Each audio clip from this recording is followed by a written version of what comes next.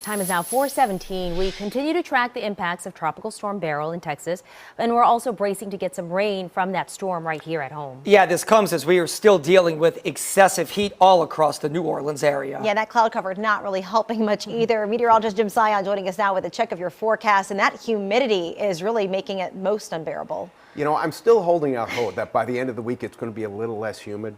Some dry air could move in on the backside of Beryl. I'm not saying it's going to be a dramatic change. We can have some hope today. As long as we can just step outside without, turning into a sweat bucket or anything. Yeah. Well, our short-term concern is going to be the rain, and I think overnight tonight, many of us may hear some thunder in the distance. I've selected this camera as you're looking live. The Island View Casino in Gulfport. Look at the clouds starting to increase. Going to have a shower moving into Gulfport here in the next 10 minutes or so. WDSU First Warning Radar is tracking that rain. These showers moving very quickly from the south to the north at about 40 miles per hour. And there you see that thunderstorm getting ready to come ashore in Gulfport. We'll zoom in a little bit closer on those showers. Slidell, you had some of the rain and maybe still a few more drops now, but that shower should be leaving in the next 5 minutes. Get ready for more rain tonight.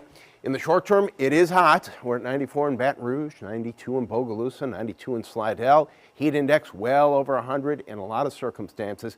We're seeing a bit more of a southerly wind because of Beryl. And with that southerly wind and with rain in the forecast, we have a coastal flood advisory in effect until 3 o'clock tomorrow. And I wouldn't be surprised if maybe that got bumped up and was still in effect at about 6 or 7 tomorrow, because tomorrow is going to be an unsettled weather day for us. Here's a look at our current conditions at Louis Armstrong International Airport. The dew point, it's 75, down a little bit from yesterday, but still a lot of humidity in the atmosphere. There's the breeze. Winds from the south-southeast at 16, and it's going to be a little bit breezy tonight, breezy at times tomorrow. So maybe if it's not raining in your neighborhood, you might feel a little more comfortable, at least for a short period of time. Tropics are quiet. Nothing that the Hurricane Center is watching, except, of course, the remnants of Beryl. Still officially a tropical storm, and as I say that, we just got this update from the National Hurricane Center. The winds are now down to 45 miles per hour. This is the time frame we're concerned about, the next 36 to 48 hours, because as it passes to the north, we're going to get a lot of moisture moving in, and starting overnight tonight, we're going to start to see some of the rain.